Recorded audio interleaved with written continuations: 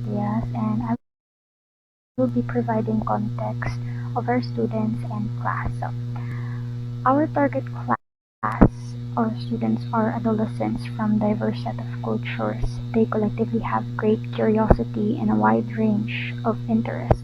This is because they are undergoing a phase wherein their understanding of the world is always changing and their understanding of themselves is ever changing.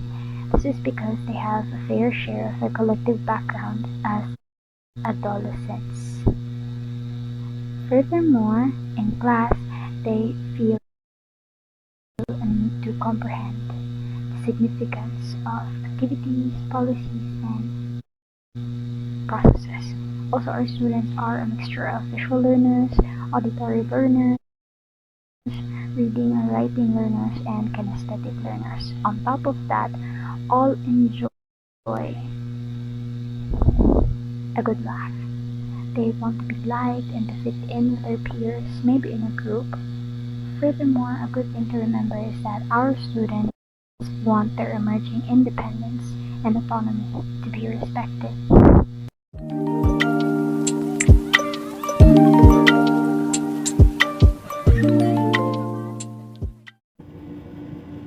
Aligning the activities and/or assessments with the learning outcomes ensures that students understand how their progress will be measured. In our case, this is how make sure that our activities or assessments align with our learning objectives. Our topic is about text types, narrative, explanation, and recount, which makes our learning objectives to be the following.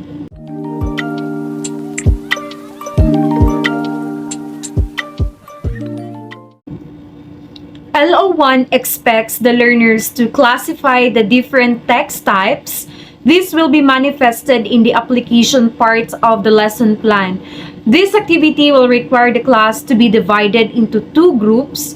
Each group will be given 10 literary pieces and must determine their texts by putting the paper into the right bucket category. After this, they will give a brief explanation of how they have come up with the classification of the following pieces. This activity will allow the learners to not only identify the different text types, but also help them spot the unique characteristics that set each text type apart from one another. LO2 expects the learners to justify the action of a literary character using recount or explanation.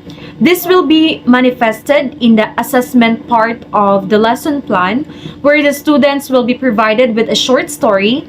Using this short story, they are tasked to justify the character's action using text types, explanation, or recount, and their outputs will be graded using a rubric. This assessment is designed to hit LO2 with a rubric to guide the learners in their composition. LO3 expects the learners to create a short narrative based on the themes provided. This will be manifested in the assignment part of the lesson plan. In this assessment, the students will compose a short narrative text based on the following themes: love, heroism, good and evil, deceit, and coming of age, and their outputs will be graded using a rubric. This assessment is designed to hit LO3 with a rubric to guide the learners in their composition.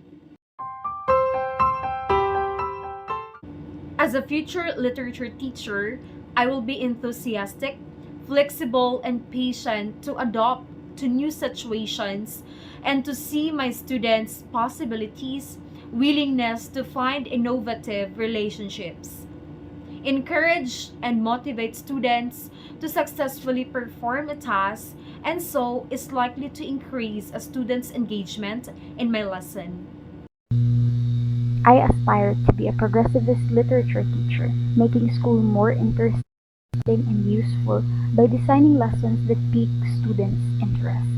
Students actively learn in a progressivist school where they can interact with one another and learn social skills such as cooperation and tolerance for opposing viewpoints. And because of that, the progressive education I intend to promote significantly reflects on the lesson plan, as it focuses less on how a teacher or how we prepare students for jobs and more on what students are interested in and what critical thinking skills they can develop.